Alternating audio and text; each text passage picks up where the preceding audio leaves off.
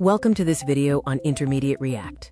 We will move beyond the basics of JSX and components to cover building cleaner apps with hooks, routing, APIs, and state management. Let's build better React apps together.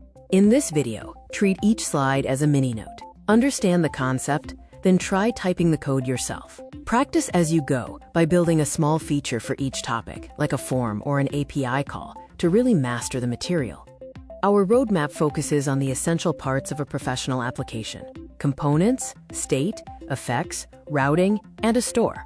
Remember, the goal is not to memorize every hook, but to learn how to decide where data lives and how users navigate your app. Component composition is about joining small, reusable parts to build a screen. Use props to customize them. Avoid creating massive components with too much logic, and create shared components only when you spot a repeating pattern. When working with props, follow this rule. A prop should answer one clear question. Pass only what the child needs, and use clear, descriptive names. Avoid passing the entire parent state to children, as this makes your code harder to debug and reuse.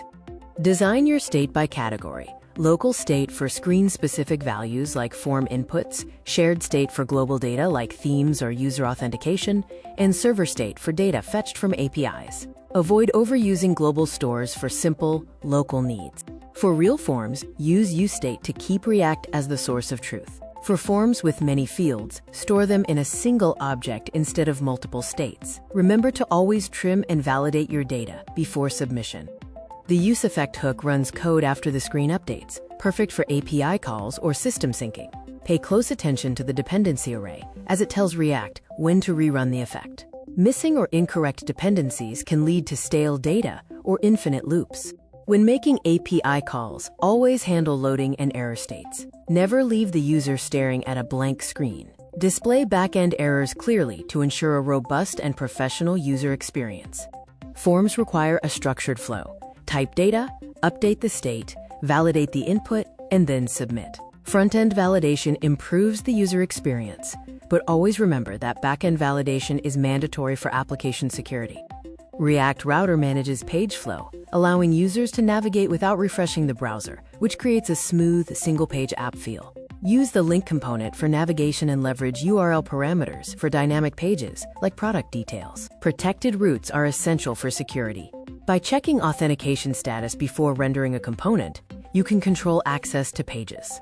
Just remember that front-end protection is for user experience. Back-end permission checks are still required for real security. Use the Context API to pass data like logged-in user details or app settings across many screens, avoiding the hassle of prop drilling. While Context removes the need to pass props through every layer, it isn't a full replacement for Redux in highly complex apps.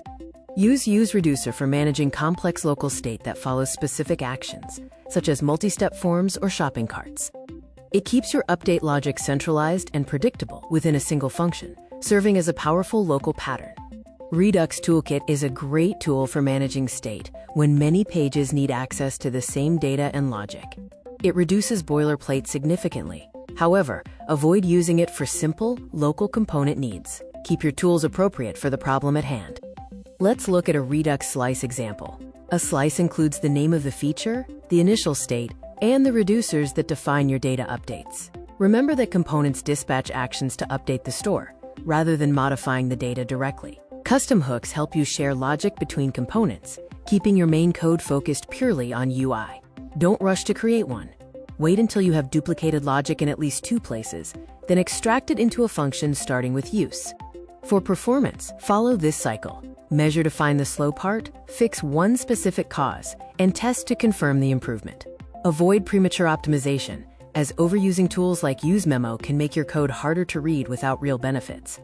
Use UseMemo to cache expensive calculations, use callback to cache function references, and React.memo to prevent unnecessary re-renders. Use these as performance tools when needed, rather than default habits for every single component. Error boundaries act as a safety net, displaying a fallback UI instead of a blank screen when rendering fails.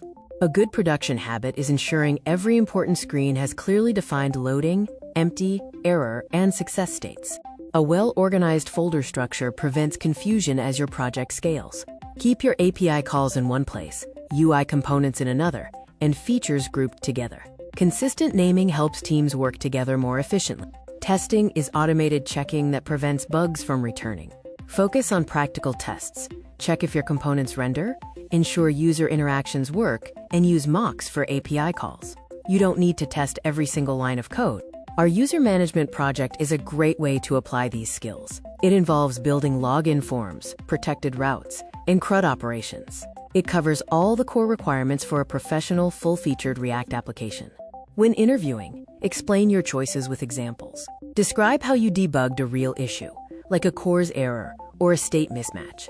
Interviewers value your practical experience over the ability to recite textbook definitions.